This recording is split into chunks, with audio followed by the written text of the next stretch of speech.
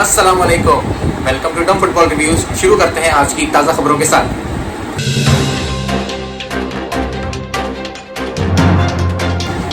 आज की पहली खबर, चेल्सी ने बदली अपनी नई किट। 3 नंबर की किट पहनने के बाद या तो 3 गोल खा रहे हैं या तो 3 गोल मार रहे हैं।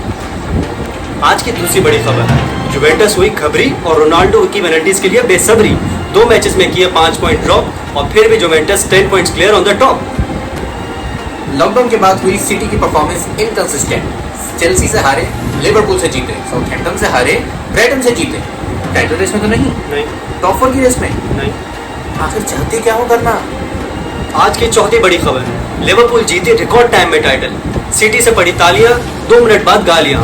सिटी से 4-0 हारी और इनकंसिस्टेंट फॉर्म इनकी जारी।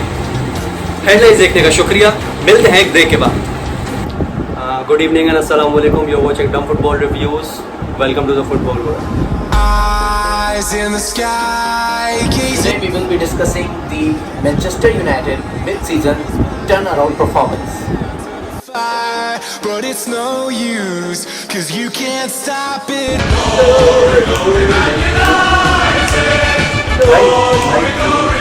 परफॉर्मेंस डिस्कस करनी है, गाने नहीं गाने। बस खुशी इतनी है, क्या खुशी किस बात की? खुशी इतनी है। Okay, let's start the discussion.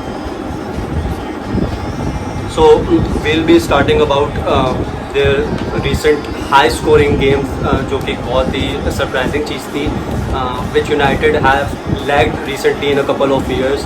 तो in fact they have broken a record of winning कितने मैचेस हैं? 4 लगातार मैचेस जीते हैं 3+ गोल डिफरेंस के साथ. So how are the front three performing right now, which are typically in the friendly of Manchester United is actually a turnaround for me, where Martial, Rashford and Greenwood just took all the responsibility of scoring lots of goals.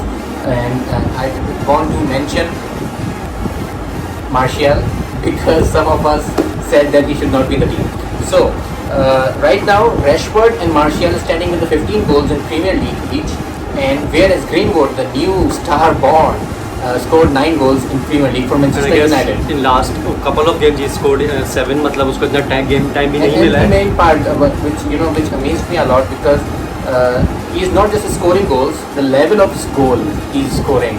The quality of the goals, the beauty and the quality in his goals is just amazing. And I love that. मैं इसको वही Dembélé वाले चीज़ से compare करूँगा, क्योंकि Dembélé भी दोनों foot उसके इक्वली स्ट्रॉन्ग थे.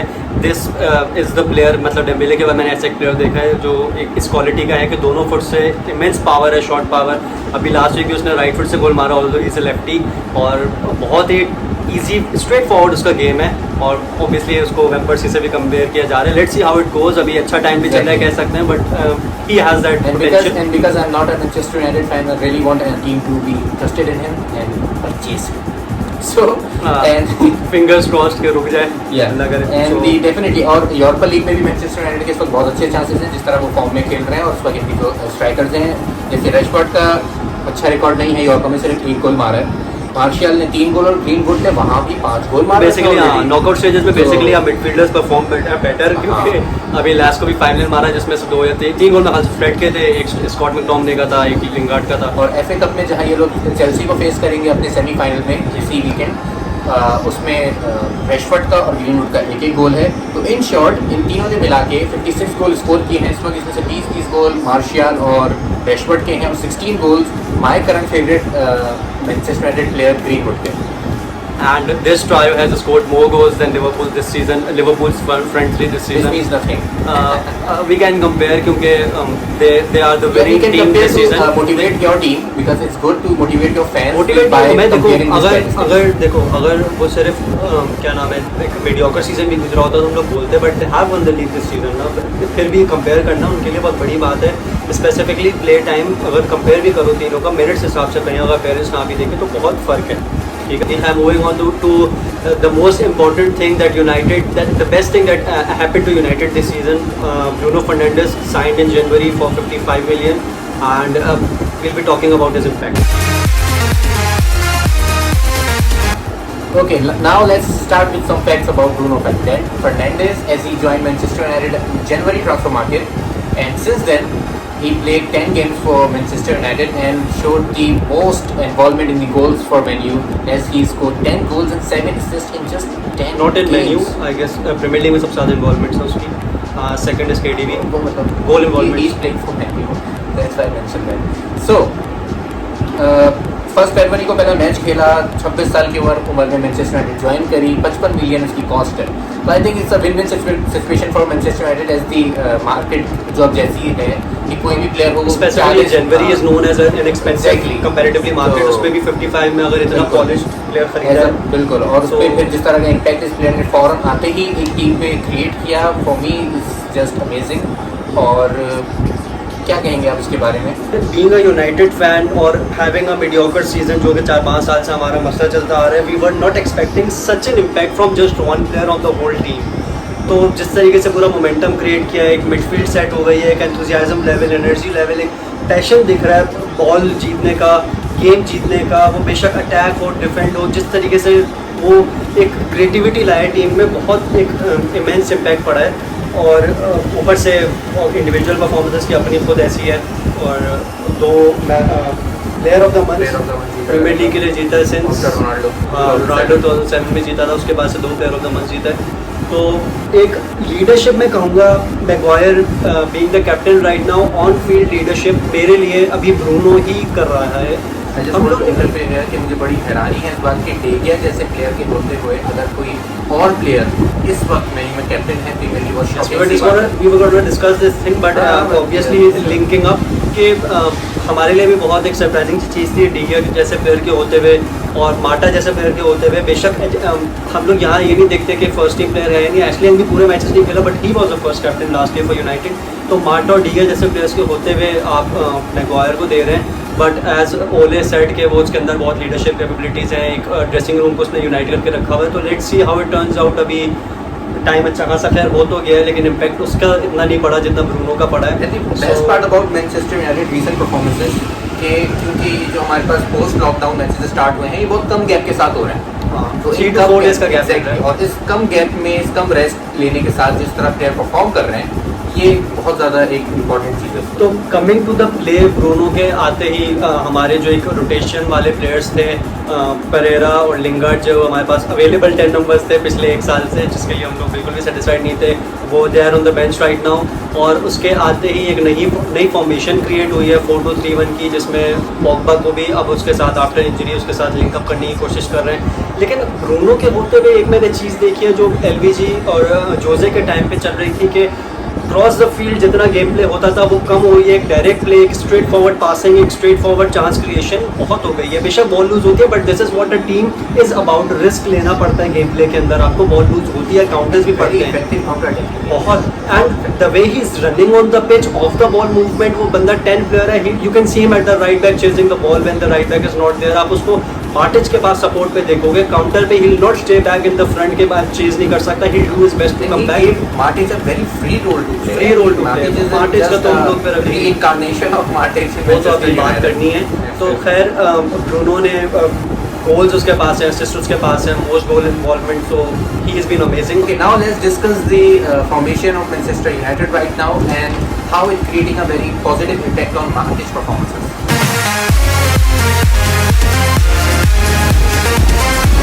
अच्छा, अगर हम मैनचेस्टर यूनाइटेड की फॉर्मेशन की बात करें तो दे आर प्लेइंग 4-2-3-1 सपोजिटली अभी एग्जैक्टली, और जिसमें राइट नाउ करंटली जो उनके 4-2 CDM चल के सेंटर डिफेंसिव मिडफील्ड की अगर हम बात करें तो यहाँ पर पॉग्बा और मार्टिच खेल रहे हैं, जहाँ पे कुछ अरसे पहले तक मिकटोमिने और फ्रेड खेल रहे थे। ग्रेट अपग्रेड यार, that is a big upgrade, लेकिन a great appreciation for the both players Scott and Fred, जो कि बिल्कुल फ्लॉप साइनिंग एक हो गई थी Fred, but he did his best to come back into the 11 and they were performing at the time when United were in the crisis, ठीक है। और यूरोपा में भी उनको रिटेन करवाया उन्होंने, और उसके बाद अब नाउ वही वाली बात है, they will perform when they are available for the team. जब उनको टीम की ज़रूरत होगी तो टीम उनकी ज़रूरत होगी तो दे विल परफॉर्म। लेकिन अभी अब 2 सेंटर मिड फॉर्म आइकॉन खेल रहे हैं, पॉग्बा और Martial. How do you see this formation helping मार्टिच?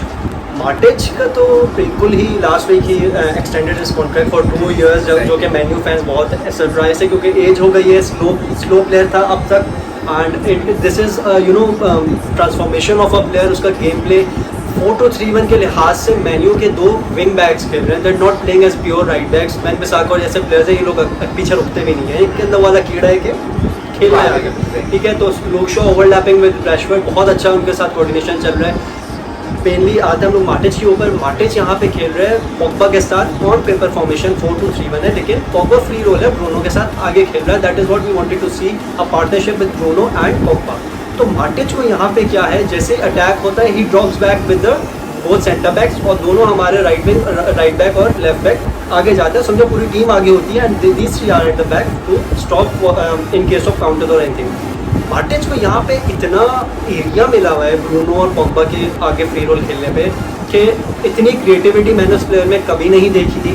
इतना free role, the way he moves around the pitch, जितना उसको सपोर्ट मिल रहा है। मैगवायर, लिंडेलॉफ भी आगे रन कर जाते हैं व्हेन दे आर लीडिंग 2-0 और 3-0, नोइंग द फैक्ट दैट मार्टिच उनके पास सपोर्ट के पीछे है। बहुत एक बेंच पे था काफ़ी टाइम से प्लेयर, एक उनका बुरे टाइम में भी उसको नहीं यूज़ किया जा रहा था, सिर्फ एज अ सब आ रहा था। इज नॉट मतलब एक 90 मिनट प्लेयर उसको अब नहीं कंसीडर कर रहे थे, बट अब आप देख रहे हैं इज प्लेइंग फॉर यूनाइटेड, और सिर्फ एक बहुत इजी जब स्कोर हो जाता है तब उसको बिठा देता है रेस्ट के लिए, क्योंकि मैचेस इतने कम उसमें चल रहे हैं। लेकिन immense great appreciation for Ole and his team to reincarnate this player and use him positively for the team.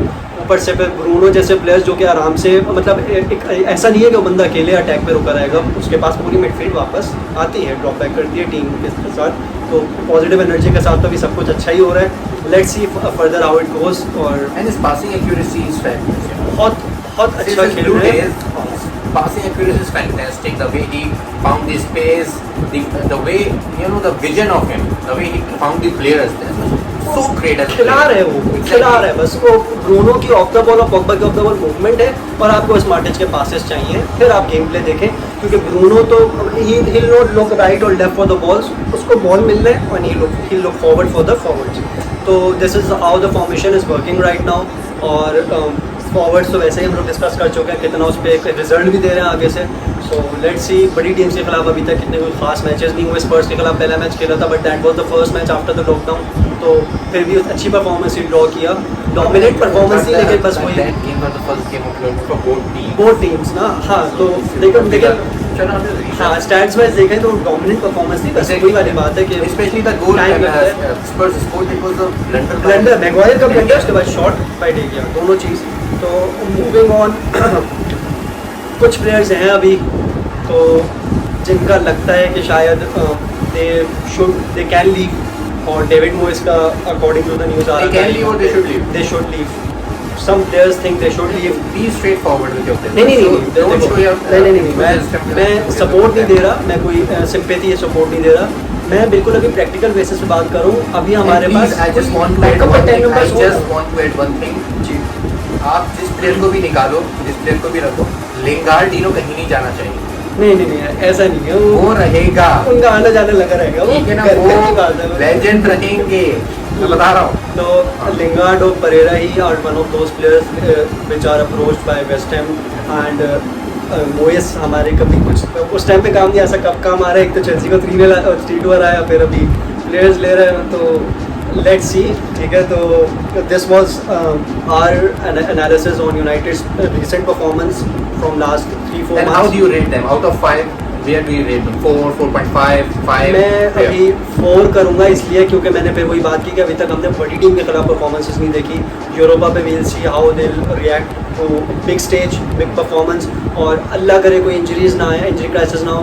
And adding one more thing कि अगर ये प्लेयर्स जाते भी हैं, United has to make sure कि बैकअप पे midfielders, attacking midfielders हो, जो कि नहीं है। एंजल गोमेज भी अभी एक क्रिएटिव प्लेयर था जो कि चला गया, उसका कॉन्ट्रैक्ट एक्सपायर हो गया है। और लिंगार्ड अगर परेरा ये दोनों जाते भी हैं तो they will have to buy some player for the midfield, ठीक है। उसके बाद अब एक जेडन सांचो की एक्सपेक्टेड है, न्यूज़ चल रही है, रूमर्स चल रहे हैं। Let's see. I'll rate them 4.5 right now because their target right now is top 4. And they have, right now they are looking top favorite to finish third right now. As long as we see the remaining fixtures, but let's see what happens. But यहाँ पे expectation दूसरी team के खिलाफ से, दूसरी team ने अपनी expectation down की है। चेल्सी और लेस्टर जहाँ पॉइंट्स ड्रॉप कर रहे हैं, वो एक प्लस पॉइंट आ गया, वरना that's a plus point. But the way Manchester United is performing, no doubt, definitely creating a huge pressure on the other two teams, Leicester and Chelsea. एक pressure आ रहा है, मेंटल प्रेशर दे रहा हूँ। So I will give 4.5 ratings मेरे to my लिए arch rivals. सिर्फ I really 0.5 don't want to do this. I really don't want to do this. That's a fact. They deserve it. तो let's see बड़ी team से खिलाफ कैसा perform करता है। This was analysis by us. What about Southampton के खिलाफ क्या होने वाला है? तो थोड़ी सी हमारी बहस चल रही थी तो हमने सोचा यहाँ पे भी कर लेते हैं प्रेडिक्शन। तो इनकी प्रेडिक्शन है कि साउथहैम्पटन ओल्ड ट्रैफर्ड पे आके पॉइंट्स ड्रॉप कराएगी यूनाइटेड की, आइदर अ ड्रॉ और अ लूज। तो मैं कहता हूँ विन है।